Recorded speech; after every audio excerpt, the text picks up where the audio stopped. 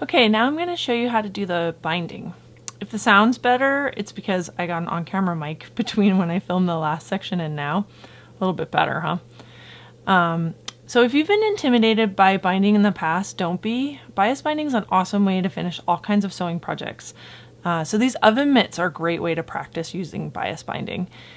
And so as not to bore you to tears, I'm just going to work here at my ironing board and show you how to pin, and then show you my stitches after I've sewn them, so you don't have to actually watch me do all the sewing. We're going to begin by binding the pocket. That's the easy part because there are no corners to turn, so it's a good way to ease into doing bias binding. Store-bought bias binding usually has a longer side. When I buy the single fold bias binding, I try to iron it so that one side is longer. Sometimes it's a little hard to tell, but if you can tell where it overlaps a little bit there, so that means this would be my longer side. So we're going to take the shorter side and line that up with the raw edge of the pocket only. So we'll get rid of that. So I just take that there and pin it.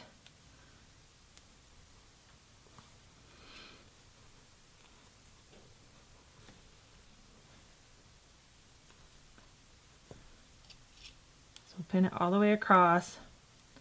And then I'll just take my scissors, I'll trim that little edge, and then I'm just going to sew along this line right here. So I'm going to take it to my sewing machine right now, and I'll be back in a sec. Okay, so now I'm back and I can show you where I stitched. I just stitched along the line in the fold. So now all I have to do is take this and fold it to the back and pin. Now I'm going to want to sew along this front side, so I'll try and keep my pins in the front so I'll be able to take them out as I sew. And so just make sure you can see where my line is. I might have gone a little lower than I wanted to in that stitch, but just make sure when you're pinning that that line is covered.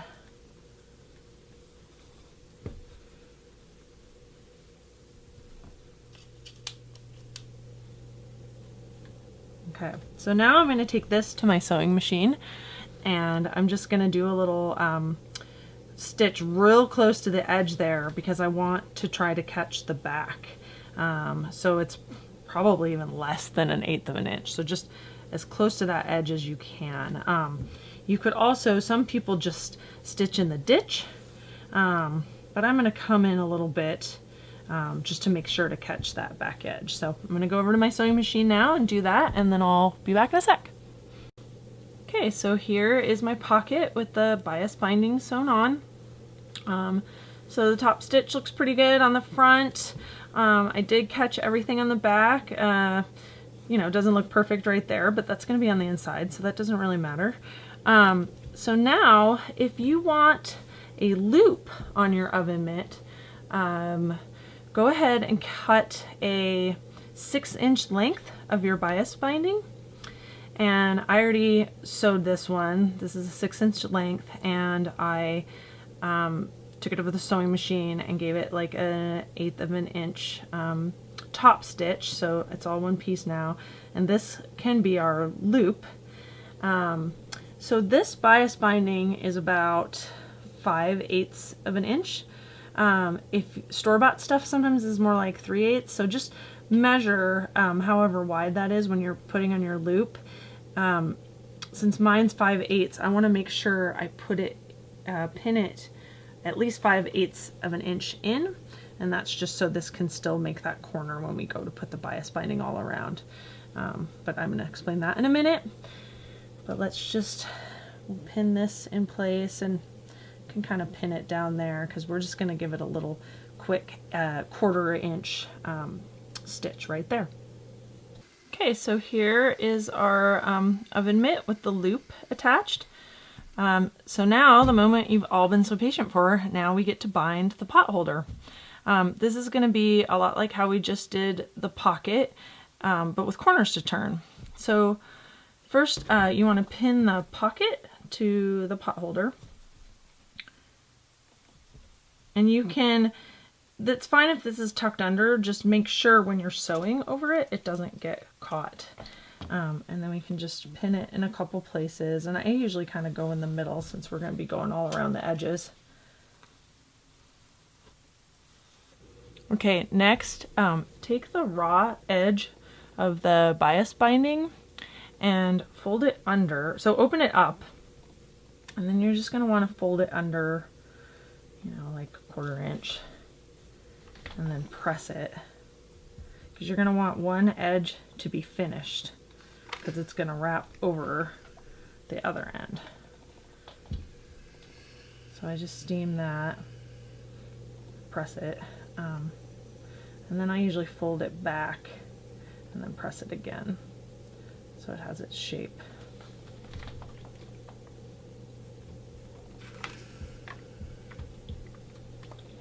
Okay, so that will be our finished edge.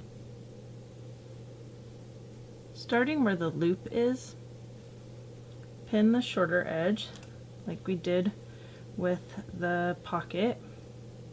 Open it all the way up, pin the shorter edge, stick a few pins in there. And so this is all the same as what we did for the pocket, except we're going to put one more pin here, and then we're going to stop it before we get to the corner. And since my bias tape is about 5/8 of an inch, like I said, we're just going to measure in 5/8 from the corner. So measure there, put another quick little dot down there. And so that's where we're going to stop sewing.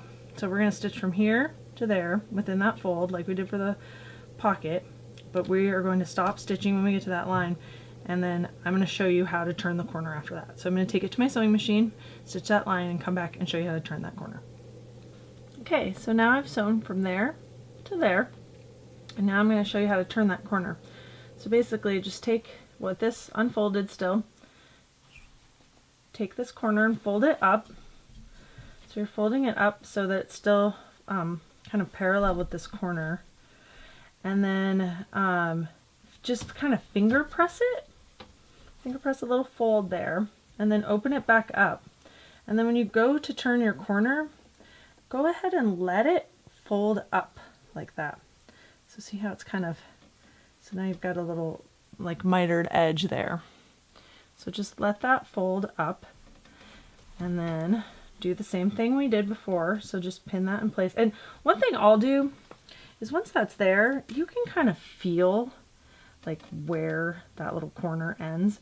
I'll just go ahead and put a little mark in there, because that's where I'm going to start sewing, is that little corner right there. So that's basically, the pin is kind of, the tip of this marking pin is telling me, like I can feel that there's an extra layer of fabric under there. So that's why I'm marking right there.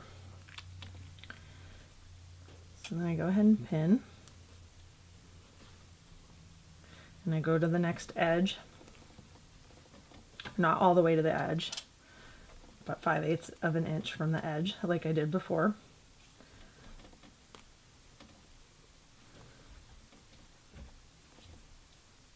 So mark 5/8 again. It's like here. It's like there. Okay, so now I'm going to sew from here to here, and then I'm going to come back and show you how that looks in the corner there. Okay, so now I'm back from my sewing machine, and now I can show you. So I sewed from there to there, and so when we open this and fold this over, see that nice little mitered edge I have right there? Yeah, so that's what that's going to look like. So basically now we just want to repeat what we did here for this edge and then this edge, and then once you get to this top corner here, just make sure you have enough of the bias binding left over, because we're going to want it to overlap. So basically leave like a 1/2 inch or about an inch that can go over into this area, and I'll do this corner, or this edge and this edge, and then I'll show you this corner. So now I'm back from my sewing machine, and I've done all 4 edges, and yeah, look at all these nice mitered corners. You can fold it back and give it a look. Check. Everything looks great. So now we just have this top corner left. And we'll do it like we did all the other ones. So fold it up. And then at a 90-degree angle and just finger press it. And then turn it.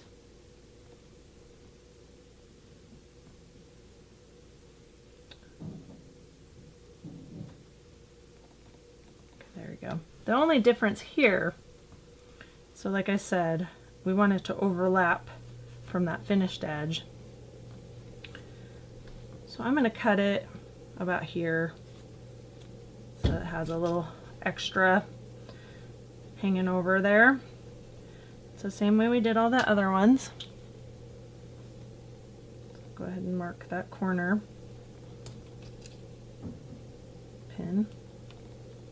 So now I'm just going to sew from there to there and make sure this line of stitches lines up with that one. And that'll be our last little corner, and then we'll be able to fold everything over and top stitch, and that's going to be the last step to our pot holder. Okay, so this last corner has been stitched. So now we can fold everything over.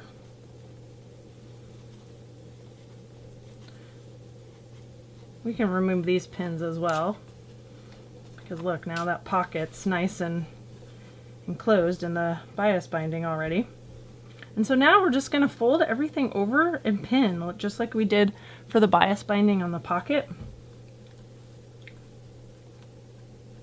Oh, and tuck, when you fold this back piece, tuck this finished edge around the raw edge of that corner. And so same thing, just pin in place all the way around, making sure that this line of stitches underneath is encased. So I'm going to go all the way around like that, and then once I've gone all the way around, we're going to top stitch. I'll show you how it looks when it's all pinned, and then I'll take it over to the machine and top stitch it. Oh, also one quick thing.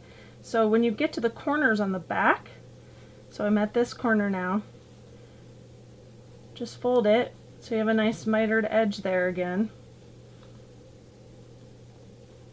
and just pin that into place. So pinning, good pinning is really key on this. So, you know, whatever you have to do, if you want to do a couple extra pins in there to really keep it in place, you can do that as well. Sometimes I'll do that because you want those mitered corners to look good on the back as well. So whatever you got to do a nice little pinning job there. So every time you get to a corner, just fold it so that you have a nice mitered edge at the corner and pin. Sometimes it's easier to go ahead and pin the middle section, the middle sections of each edge first, and then do the corners, because sometimes that'll help the corners lay a little flatter or have a better mitered edge. So that might be the way to do it as well. So now I've got it all pinned. Some of you were probably looking at me in the last section, or looking at this and the way I was pinning and gasping. I got into some really poor pinning habits at an early age. So this is the proper way to pin. You're not going to stick your fingers like I kept when when I had it pinned the other way. So I guess it's one of those do as I say, not as I do things. This is definitely a better way to pin. And if you look at the back, it does look better on the back. You know, some of these corners aren't super perfect, but once it's sewn, it's gonna look pretty good, is what I've found. So I'm going to take this over to the sewing machine, and I'm going to top stitch like we did for the binding on the pocket, about 1/8 of an inch in, to catch that backside as much as I can. Yeah, and hopefully I'll have a fairly even stitch on the back as well. Here is our finished pot holder. I know I kept saying oven mitt throughout this tutorial. I do know what the difference between an oven mitt and a pot holder is. I suppose this is kind of an oven mitt because you can put your hand in it. But anyways, this is our finished pot holder. Looks pretty good to me. Here's our, I pressed the loop up so that it can hang. And yeah, I would totally give this to somebody. So yeah, now you have your completed oven mitt. I hope that some of you guys end up finding this tutorial useful and make some of these for your friends or family or yourself. I'd love to see your finished pot holders, so if you make one, be sure to share it with me. I'd love to know how they turn out. So in the meantime, have a great holiday season, everyone.